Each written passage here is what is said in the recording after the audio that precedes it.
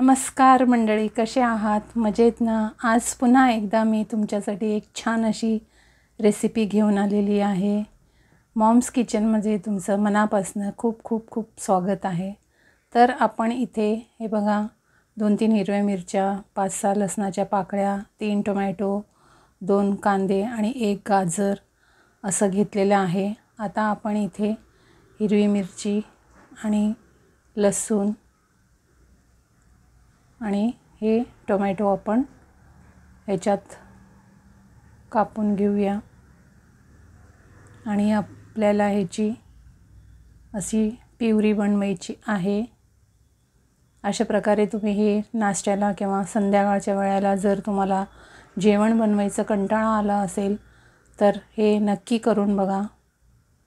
अशा प्रकारे आपण इथे टोमॅटो आणि हिरवी मिरची आणि लसूण ह्याची पेस्ट बनवून घेऊ. आणि इथे मी 1 गाजर असं त्याची आपण साल काढून घ्यायची आहे आणि त्याचं आपल्याला इथे खीस करून घ्यायचं आहे.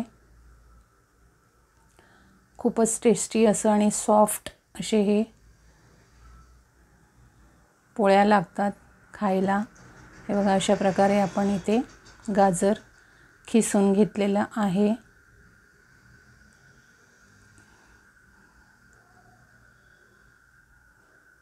हे बघा, मस्त आपण हे गाजर इथे खिसून घेतलेलं आहे. आणि आता आपण इथे कांदा एकदम बारीक कापून घेऊया. अगदी पटकन आणि एकदम सोपी अशी रेसिपी आहे. हे मुलांना तुम्ही डब्यातही देऊ शकता.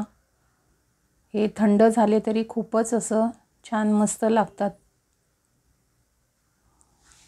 चव याची भारी येते. जास्त मसाले न टाकता आपण हे पदार्थ बनवणार आहोत.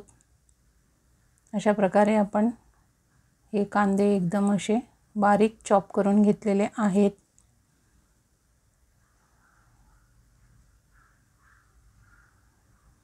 बघा, अशा आपण इथे एका टोपामध्ये आपण इथे 2 कप गव्हाचं पीठ घेतलेलं आहे. आणि इथे मी आता यात आपल्याला 2 मोठे चम्मच बेसन पीठ टाकायचं आहे. आणि इथे आता आपण टाकणार आहोत चवीपुरतं मीठ,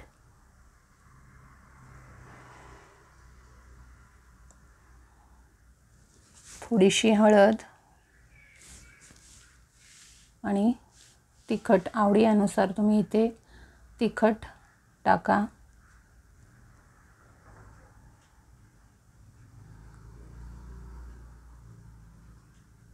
मंडळी, जर तुम्ही इथवर माझा हा व्हिडिओ पाहिला असेल तर प्लीज माझ्या चॅनलवरती जर तुम्ही नवीन असाल तर चॅनलला सबस्क्राईब करा, लाईक, शेअर आणि कमेंट करा.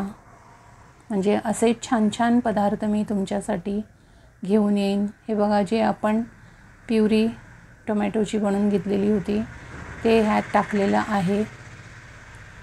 आणि आता आपल्याला हे गाजराचं खीस टाकत आहोत. कांदा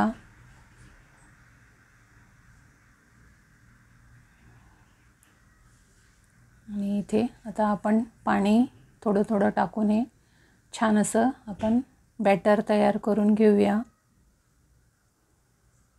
आपल्या घावण्यांचं कसं बॅटर असं त्या कन्सिस्टन्सीमध्ये आपल्याला हा बॅटर बनवायचा आहे.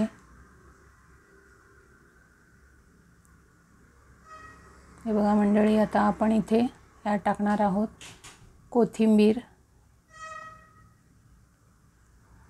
छान फेटून घ्यायचं आहे. आणि थोडं थोडं करूनच तुम्ही हे मिक्स करत जा. हे बघा, अशा प्रकारे आपलं हे बॅटर तयार आहे. आणि इथे थोडंसं जिरा टाकलेलं आहे आणि 1 मोठा चमचा आपण इथे तीळ टाकत आहोत. याने दिसायलाही छान दिसतं आणि चव पण भारी लागते। हे बघा अशा प्रकारे आपण हे मस्त असं फेटून घेतलेलं आहे। आता आपण इथे गॅसवर तवा ठेवलेला आहे आणि आपण आता इथे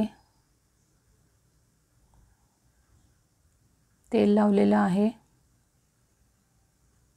आणि आता हे बॅटर आपण घावण्यांचं कसं टाकतो तसं आपल्याला टाकून तव्याभर पसरवायचं आहे। मस्त आता इथे गॅसची फ्लेम आपल्याला मंद ते मीडियम असं ठेवायचं आहे, म्हणजे स्लोपासून ते मीडियम असं कमी जास्त तुम्ही करत राहायचं आहे। हे बघा असं वरून पण आपण थोडंसं याला तेल लावूया।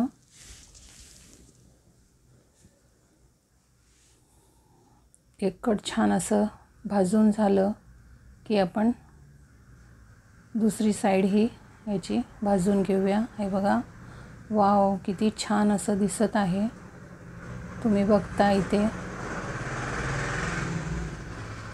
खूप मस्त असं हे छान असे घावणे झालेले आहेत। फक्त आपण गव्हाचं पीठ आणि बेसन पीठ वापरून हे नाश्ता तयार केलेला आहे, किंवा तुम्ही संध्याकाळच्या जेवणाला पण हे बनवू शकता। चमचमीत असून हेल्दी पण आहे, कारण आपण याच्यात काहीच असं मैदा वगैरे वापरलेला नाही आहे। हे बघा अशा प्रकारे आपण हे सर्व घावणे करून घेऊया। हे बघा मस्त असं पातळ आपल्याला पसरवून घ्यायचं आहे।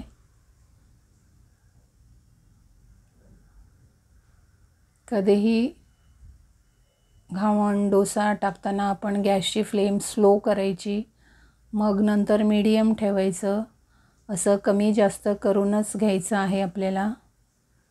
हे बघा छान असे आपले हे घावण तयार झालेले आहेत। तुम्ही विदाऊट चटणी पण हे खाऊ शकता, एवढं चमचमीत आणि चविष्ट असतात।